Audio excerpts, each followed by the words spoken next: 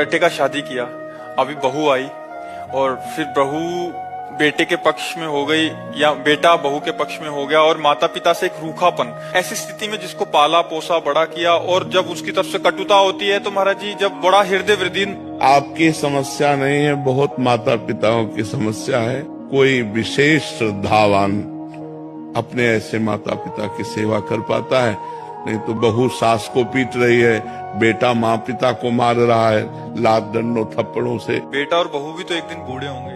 हाँ, देखो, अगर हम अपने माता पिता को कष्ट देते हैं तो हमारे जो पुत्र होंगे वो हमको उससे 100 गुना बढ़ के कष्ट देंगे, क्योंकि वो ब्याज भी तो मिलेगा।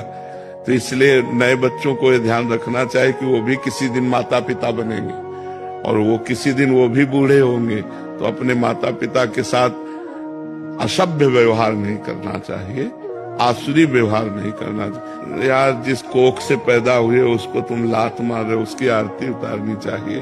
तो हमें लगता है आज हमारे नौजवानों को अध्यात्म श्रवण करने की आवश्यकता है। शास्त्र श्रवण करें, संतों की बात सुने, जिससे समझे तो माता पिता कौन है।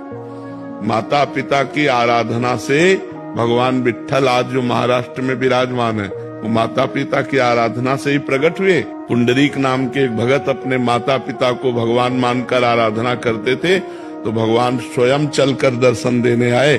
जो विट्ठल रूप में है ना, वो स्वयं दर्शन देने आए। माता पिता की आराधना भगवान की आराधना है, पर कलयुगी बच्चे नहीं समझ पा रहे हैं। वो अपने माता पिता को दुख दे रहे, तो उनके बच्चे उनको दुख देंगे। पक्का समझो, ब्याज सहित मिलेगा। यहाँ सब कुछ ब्याज सहित मिलता है।